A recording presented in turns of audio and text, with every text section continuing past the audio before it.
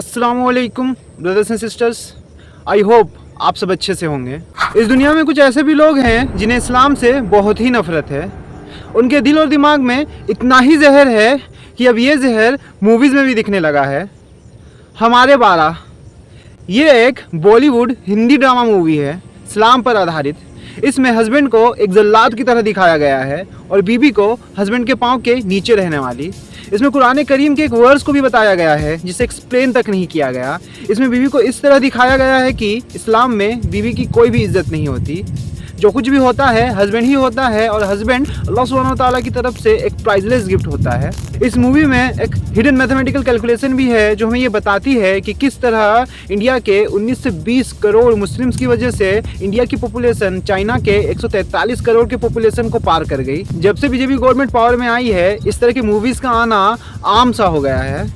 The Kerala story, the Kashmir files, एक series भी आई थी हलाला, और अब ये हमारे 12। इसमें एक ध्यान देने वाली बात यह भी है कि इस मूवी में कोई भी बड़े एक्टर्स या एक्ट्रेसेस नहीं हैं और तो और इसमें कोई वेल नोन डायरेक्टर भी नहीं है। यानी वो डायरेक्टर अब तक इंडिया में एक अपना अच्छा पहचान नहीं बना पाए हैं। मैं इस मूवी के छोटे छोटे हिस्से को पार्ट वाइज अच्छे से एक्सप्लेन करूँगा और आप लोग ये जानोगे कि ये फेलियर एक्टर्स, एक्ट्रेसेस, डायरेक्टर और स्क्रीन राइटर से ही हैं या फिर अल्लाह सुब्हानहू व तआला की बुक। आइए देखते हैं। सूरह अल बकरा आयत नंबर 223 में अल्लाह फरमाता है, तुम्हारी औरतें तुम्हारी खेती है, आओ और जिस तरह भी चाहो अपनी मर्जी से इन पर खेती करो। सबसे पहले तो वे लोग जो बीबी को खेत के साथ कंपेयर करने पर उसे छोटा, उसे इंफीरियर समझते हैं, मैं वैसे लोगों से ये कहना चाहता हूँ कि आप लोग खेत से निकली हुई कोई भी चीज़ ना खाएं। आटा, दाल, चावल, तेल, साग, सब्जी, फल कुछ भी ना खाएं। पिए तो सिर्फ केरोसिन, पेट्रोल, डीजल, क्योंकि ये चीज़ें खेत से नहीं निकलती है। और ऐसा मैं क्यों कह रहा हूँ मैं इसी वीडियो में आगे बताऊँगा।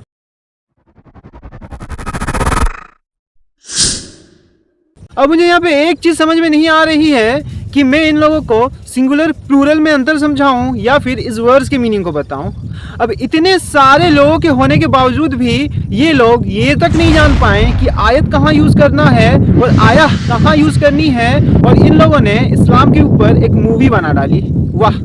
लेकिन कोई बात नहीं, मैं इन लोगों को सिंगुलर प्लूरल की ट्यूशन नहीं दूंगा बल्कि इस वर्ड्स के मीनिंग को बताऊंगा। सूरह अल बकरा आया नोट आयत 223 ये आया क्यों उतारी गई? जब हमारे बिलवेड प्रॉफेट मोहम्मद सल्लल्लाहु ताला अलैहि वसल्लम से ये पूछा गया कि हस्बैंड और वाइफ के बीच में मोहब्बत करने का सही तरीका क्या है, तो इसके जवाब में एंजल जिब्रील इस आया को लेकर आए थे, जिसका मतलब है कि तुम्हारी बीबी तुम्हारी खेती है, जिधर से चाहो उधर से आ जाओ। प्रोहिबिशंस है, लेकिन हम इसकी बात नहीं करेंगे क्योंकि ऐसा दावा किया जाता है कि ये आया बीबी को इन्फीरियर बताती है, तो हम इसी पर बात करेंगे कि सच में ये आया बीबी को इन्फीरियर बताती है या नहीं। अल्लाह सुब्हानहू व तआला ने इस आया को नाजिल करके हमें ये बता दिया कि शादी कोई इंजॉयमेंट की चीज़ नहीं है, कोई डिज़ायर पूरी करने की चीज़ नहीं है। अल्लाह सुब्हानहू व तआला ने कार्नल डिज़ायर को ख़त्म कर दिया और शादी में एक पर्पज़ को दे दिया, जिस तरह किसान का एक पर्पज़ होता है।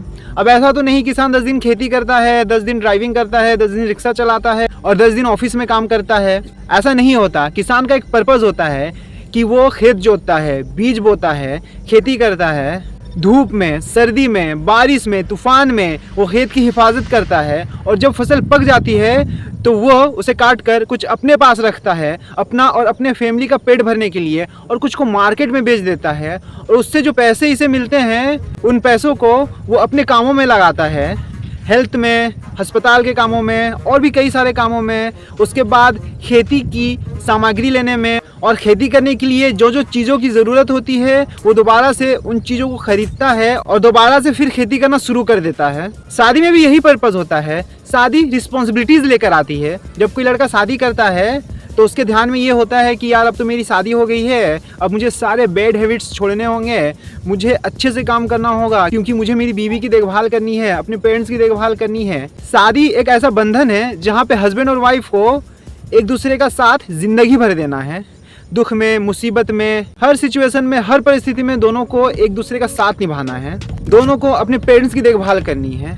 जब एक शादीशुदा लड़का बाहर जाता है काम करने तो उसके दिमाग में ये चलता होता है कि यार मुझे काम करके दोबारा जल्दी घर जाना है, क्योंकि मेरी बीवी वहाँ पे इंतज़ार करती होगी। बीवी की भी रिस्पॉन्सिबिलिटीज़ होती है कि उसे उसके हस्बैंड को देखना है, पेरेंट्स को देखना है। अगर हस्बैंड की इनकम कम है तो बीवी को उसे फाइनेंशियल सपोर्ट देना है, कहीं जॉब करके, कोई ऑफिस में काम करके। उन्हें फैमिली प्लानिंग करनी होती है। शादी हस्बैंड और वाइफ को एक स्टेबल इन्वायरमेंट देता है जिससे वे बच्चों की अच्छे से देखभाल कर सकते हैं। उन लोगों का ये पर्पज़ होता है कि अब मुझे पैसे अच्छे से रखने हैं ताकि वे अपने बच्चों को सही एजुकेशन दे पाएँ, वे अपने बच्चों को समाज में इस लायक बना पाएँ कि उनका समाज में कंट्रीब्यूशन हो और वो सक्सेसफुल हो। शादी कोई ऐसी वैसी चीज़ नहीं है कि लड़का लड़की के शादी के बाद लड़का 10 साल बाद कहे कि नहीं अब मेरा हो गया अब तुम जाओ, या फिर लड़की 10 साल बाद कहे कि नहीं अब मेरा भी हो गया अब तुम जाओ। ऐसा नहीं, शादी में एक पर्पज़ होता है कि आप लोगों को ज़िंदगी भर चाहे सिचुएशन जैसा भी हो एक साथ रहना है। चाहे आपके चेहरे में झुर्रियाँ आ जाए, चाहे आपका कमर बेंड हो जाए, चाहे आप लाठी लेकर चलो, चाहे आप बिस्तर से उठ ना पाओ, लेकिन आपको आपके बीवी के साथ हमेशा रहना है। आपको इस दुनिया में आपके बीवी के साथ तब तक रहना है जब तक आप उसे कब्र तक नहीं पहुंचा देते, और आपके बीवी को भी तब तक आपके साथ रहना है जब तक आपका जनाजा आपके घर से उठ नहीं जाता। आपको इस दुनिया में भी साथ रहना है, आपको उस दुनिया में भी साथ रहना है। तो बहुत से पर्पसेस होते हैं शादी में। अगर इस पर एक वीडियो बने तो वीडियो काफ़ी लंबी हो जाएगी। अब वे लोग जो ये कहते हैं कि बीवी को खेत के साथ कंपेयर कर दिया गया यानी बीवी छोटी हो गई, तो इसमें कोई भी सेंस नहीं है, इसका कोई भी मतलब नहीं निकलता। अगर आप ध्यान से सोचोगे तो आप जान पाओगे। अगर किसी चीज़ को कंपेयर किया जाता है तो वो चीज़ तब तक बुरी नहीं होती जब तक जिससे इसका कंपैरिजन किया जाना है वो बुरा हो। फॉर एग्जाम्पल, अगर मैं किसी इंसान को कचरे के साथ कंपेयर करूं तो आपके दिमाग में क्या विचार आएगा कि यार कचरा इंसान है, कचरा को पसंद करने वाला, कचरे में रहने वाला। अगर मैं उस इंसान को गधे के साथ कंपेयर करूं तो आपके दिल और दिमाग में कैसा विचार आएगा कि यार बेवकूफ़ इंसान है, गधा जैसा, कुछ नहीं जानता होगा, बेवकूफ़ होगा, काम को बहुत स्लो करता होगा, काम को बिगाड़ के करता होगा। अगर मैं उसी इंसान को एक शेर के साथ कंपेयर करूं तो आपके दिल और दिमाग में कैसा विचार आएगा कि एक मजबूत आदमी, एक स्ट्रॉन्ग आदमी, एक निडर आदमी जो अपने काम को निडरता से करता होगा, जो अपने काम को सही करता होगा, जो अच्छा डिसीजन लेता होगा। अगर मैं उसी इंसान को एक पर्सनैलिटी के साथ कंपेयर कर दूं जैसे कि रोनाल्डो, विराट कोहली या फिर अक्षय कुमार, तो आपके दिल और दिमाग में कैसा विचार आएगा कि एक इंटेलिजेंट आदमी, एक ब्रिलियंट आदमी जो एक्टिवली अपना काम करता होगा, एक ऐसा आदमी जो बहुत ही चालाक होगा और बहुत ही जल्दी सक्सेसफुल होगा। और जब अल्लाह सुब्हानहू व तआला बीवी को खेत के साथ कंपेयर करता है तो खेत इतनी ही इम्पोर्टेंट, इतनी ही क्रूशल, इतनी ही इम्पेरेटिव और प्राइजलेस होती है हमारे लिए कि बिना खेती के ह्यूमन बींग्स जिंदा नहीं रह सकते। जितनी भी डिस्कवरीज हुई, जितनी भी इन्वेंशंस हुए, आज जो टेक्नोलॉजी यहाँ तक पहुँची है ये बिना खाने के संभव नहीं था। अगर खेत ना होता तो हमें खाना ना मिलता, अगर हमें खाना ना मिलता तो हम मेंटली हेल्दी ना होते, अगर हम मेंटली हेल्दी ना होते तो जितने भी डिस्कवरीज की गई, जितने भी इन्वेंशंस किए गए, आज जो टेक्नोलॉजी यहाँ तक आ पहुँची है, ये सब कुछ भी ना होता। ये सब करने के लिए एक अच्छा मेंटल हेल्थ का होना, एक अच्छा फिजिकल हेल्थ का होना बहुत ही ज़रूरी है। अगर आपका मेंटल हेल्थ सही नहीं है और फिजिकल हेल्थ सही नहीं है तो आप कुछ भी नहीं कर पाओगे। हाँ, और एक बात, इस मूवी में बड़े एक्टर्स और एक्ट्रेसेस इसीलिए नहीं हैं क्योंकि ये मूवी एक इस्लामोफोबिक मूवी है। इसमें इंडियन मुस्लिम्स को अटैक किया गया है, इसमें इस्लाम को मिस रिप्रेजेंट किया गया है, बिल्कुल उल्टा, वाइस वर्सा। जो चीज़ नहीं है वो चीज़ दिखाया गया है और बहुत गलत तरीके से दिखाया गया है। हमारे देश के लोगों को भटकाने की कोशिश की गई है, ब्रेन वॉश करने की कोशिश की गई है कि देखो इस्लाम ऐसा होता है, देखो इस्लाम वैसा होता है।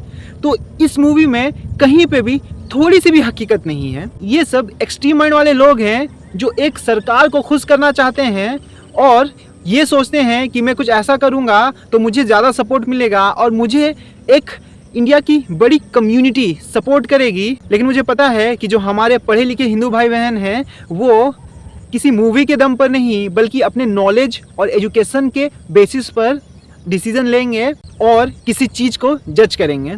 अंत में मैं इन एक्सट्रीम माइंड वाले लोगों को यही कहना चाहता हूँ कि मूर्ख को समझावते ज्ञान गाट को जाए और कोयला है ना उजला सोमन साबुन धोए। अगर आप लोगों को इस कविता का मतलब समझ में आया हो तो आप कमेंट करके बता सकते हैं। अंटिल नेक्स्ट टाइम, अस्सलामु अलैकुम।